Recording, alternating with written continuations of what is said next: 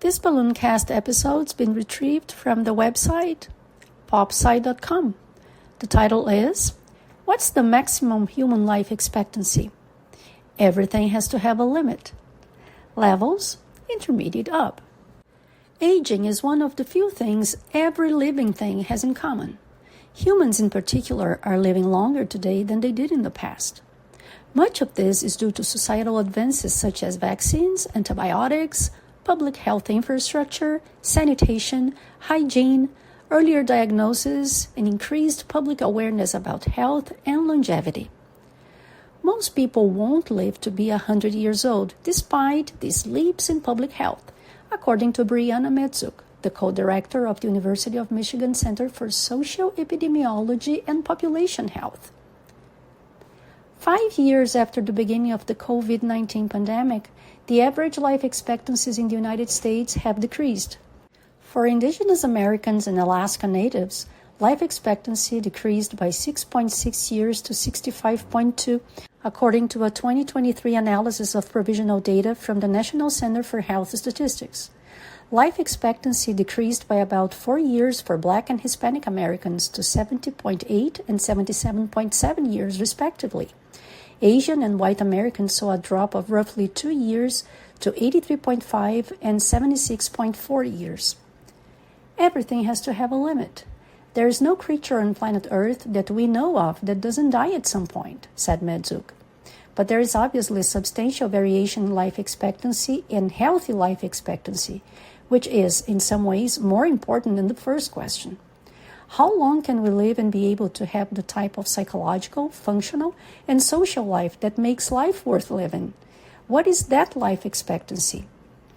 Research maintains that the natural limit for a human lifespan is about 122 years, based on the fact that the longest living person died at 122 in 1997, and no one has been known to live longer. A related question is, are any animals truly immortal? If so, these creatures defy biological time. Truthfully, no one knows, but it will likely be shorter than the biological maximum that a human could live.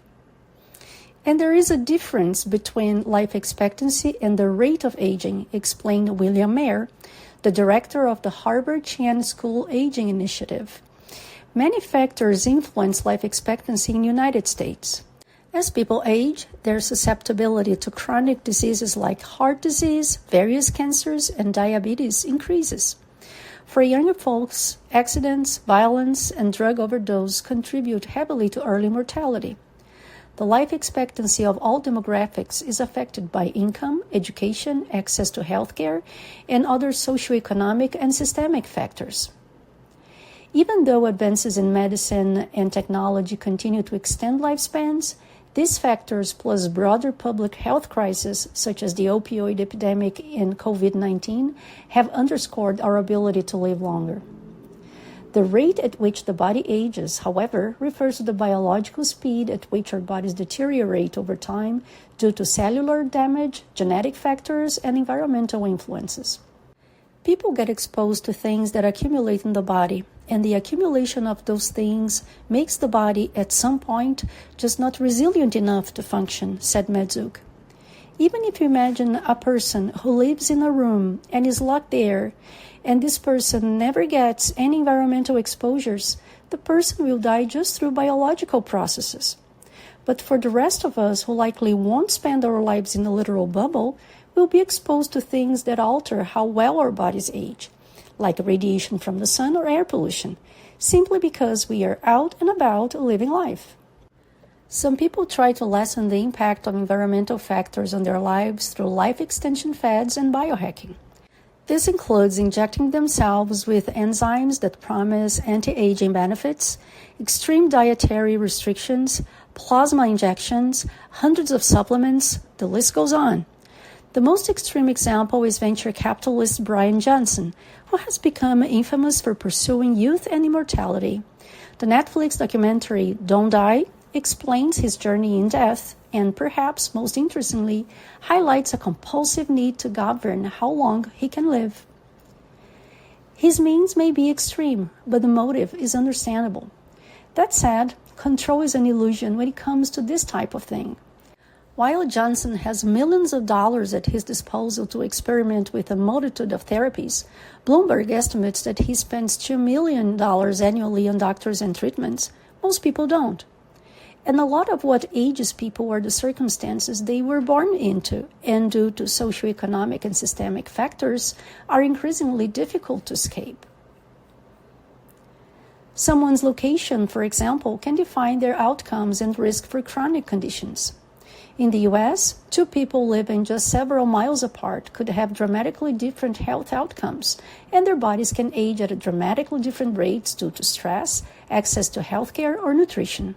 On the other hand, speaking of her time living in Italy, Mezuk noted that people who live in the Mediterranean exist within a society structured on longevity due to broader access to higher quality foods, shops closing so people could cook their kids a healthy lunch at home, smaller portion sizes, and a better work-life culture. It is just built fundamentally differently on a different value system than we have in the United States, she added. When you think about life expectancy, what has really happened in the last 100 years, certainly in developed countries like the US and increasingly across the world, is we've added a phenomenal amount of time to human life expectancy, said Mayer. But those additional years have absolutely really nothing to do with making our bodies intrinsically age slower. Instead, the problem of aging has been shifted down the road. Alzheimer's disease has increased, as have other age-related chronic conditions due to people living longer. Now, many of us are living to our 70s. We are experiencing this built-in obsolescence of humans that manifests itself in age-related chronic conditions, said Mayer. Even still, the best balms against aging poorly are the things our mothers and grandmothers told us to do. Exercise regularly, avoid smoking, avoid drinking too much alcohol, and stay away from highly processed foods to focus on a balanced diet of healthy whole foods.